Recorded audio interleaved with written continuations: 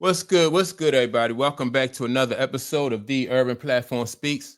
Make sure to like and subscribe as you tune into the channel and check out the content. And with that being said, I want to speak on the Stephanie White situation going on with the Indiana Fever. In my opinion, I think that Stephanie White is coaching for not only her job, but her career.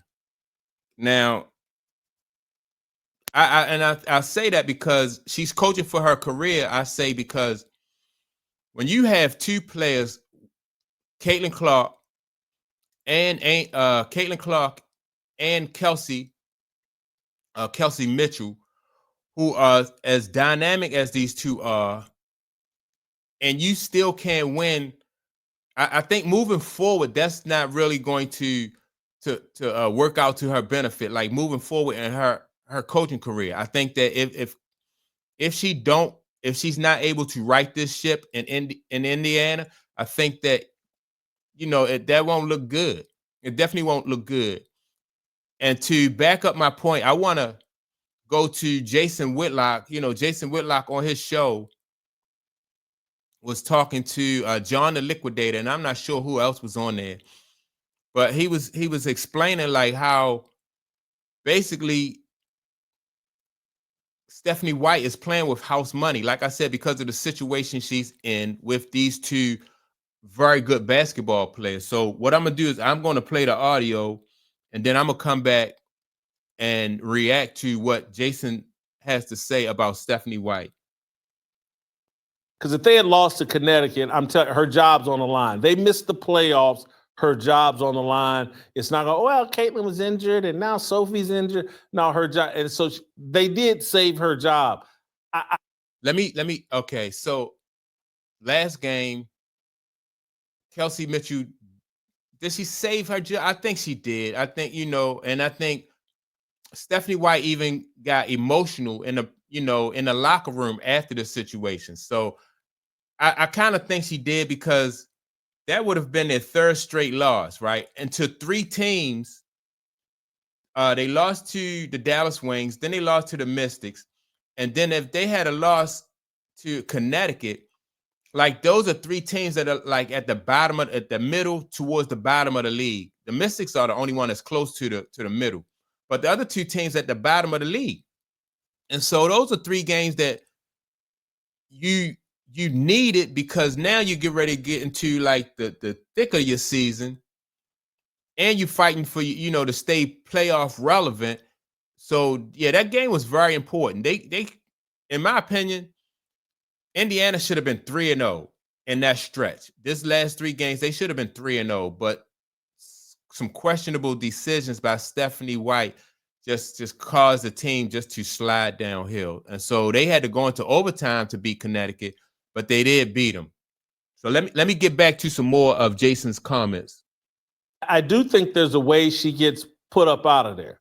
If Caitlin Clark reaches the end of this season and wants a new coach, they better give it to her. Now, Jason, they better give it to her. Now, Jason, would you saying that would Caitlin be then labeled a coach killer? Yes. 2 years in a row that her coach left.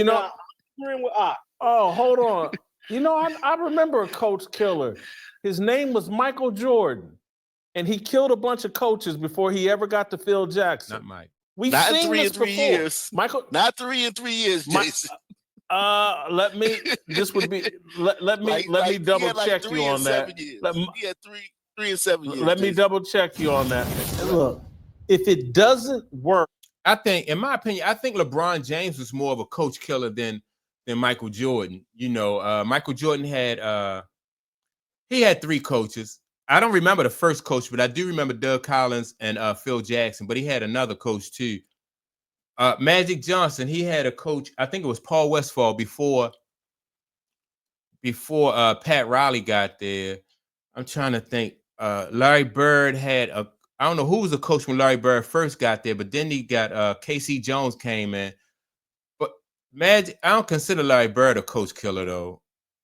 But LeBron James is. You could put, you could put Mike on that list if you wanted, if you wanted to. But once Mike got with Phil Jackson, it was all good. But let me get back to what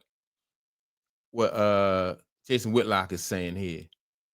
When she comes back, that's when we should really be blaming Stephanie White. Stephanie White has been gifted the two best bucket getters in the league from the guard position. If she doesn't know how to utilize them, if she doesn't know how to give them both room to be the creators that they are, because they're both creators, y'all just don't believe it. Kelsey Mitchell's going to get her shots whether Caitlin Clark is there or not. She'll get probably more shots when Caitlin's there. She's not taking more shots. She's just being forced to create more of her own shots. Caitlin Clark creates some easy looks and easy buckets for her as well. The problem is the coach. All right, so let me I agree with that. Like Kelsey Mitchell do get her shots, but when Caitlin Clark, when you look at when Caitlin Clark is in there, the quality of her shots go up. So she's not trying to create as much. You know, she's not trying to take people one-on-one and shoot more difficult, shoot the difficult shots. It's just that, like having somebody as dynamic as Caitlin Clark, it just opens her up, whereas though she's not going to get double teamed as much. Kelsey Mitchell is not. And she, everybody around the league, most players around the league said that Kelsey Mitchell one-on-one is the toughest cover, right? And so that's what you want. You want one-on-one. If you Kelsey Mitchell, you want one-on-one. And that's something that I keep calling it. That's something that Caitlin Clark creates for her, the opportunity for her to either get an open shot or go one-on-one. So I don't know why Stephanie White can't take advantage of that situation. That's just like when Mark Jackson had, Mark Jackson he had Steph Curry and Klay Thompson. You benefit from having both of them. Steve Kerr too. You got both of those two guys. Now all you got to do is find a way to have these two guys coexist. Doesn't know what to do with two people that can bring home the bacon, fry it up in a pan, serve it up to everybody, and eat for themselves. This is called a blessing. Stephanie White doesn't see it as a blessing. She wants an Odyssey Sims and Ari McDonald out there controlling the game. People she has leverage over and can control. I'm going to figure out a way like, oh man, I got Steph and Klay, except really what I have is Steph and a knockoff version of Steph. I got two Steph Currys. One's not quite Steph Curry, but I got two of them. I'm going to figure out how to get the best out of both of them, and everybody's going to eat off of their plate, the plate that Caitlin and Kelsey put together. Is going to make Aaliyah Boston better. You got a big three situation, and then everybody else gets the scraps and leftovers, but that's not what Stephanie White wants. She wants. It's as simple as that. It's as simple as that, right? You got Caitlin Clark, Kelsey Mitchell, and then you have Aaliyah Boston. I mean, really, all you have to do, everybody else is just role players. You feed off of Caitlin and Kelsey.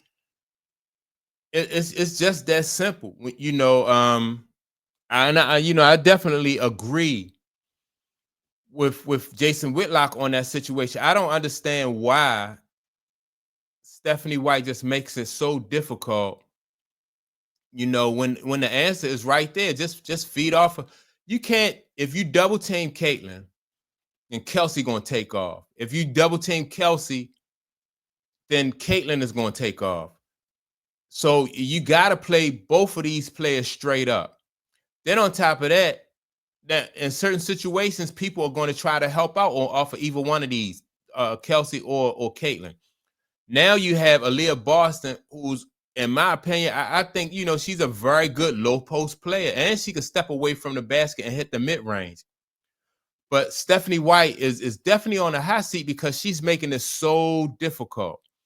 the team did go on a winning streak earlier in this, in the season recently, but some people were saying it's because the schedule, the schedule is kind of light then, and that's true. They won against some teams who they should have beat, and recently they've lost against teams who they should have beat. I think she's just making it hard, and she's putting herself in a situation where she's getting exposed as a coach. She's not making the easy decisions. Like as a coach, the teams that you're supposed to win against, you need to win against those teams. And with Caitlin Clark and Kelsey Mitchell on there, then you got Aaliyah Boston. That's your big three. Most teams around the league don't have a big three. New York have a big three with Stewie, Inesco, and Jonquel Jones. They got a big three. I don't even think the Minnesota Lynx have a big three. The Aces don't have a big three. Most teams do not have a big three. And she's making her coach, Stephanie White's just making this just so difficult on herself and on the team with not just, just riding the wave and just figuring out a way how to have this big three be successful and blend in together. But that's my take. I think she's on a hot seat. She's trying to she needs to coach to save not just her job, but her career. I think this is probably, in my opinion, the most talented team that she has had to coach, throughout her coaching career. And that's just my take on it. Make sure to like and subscribe as you tune into the channel. Also, don't forget to leave a comment. And with that being said, I will check you all out in the next video. Peace.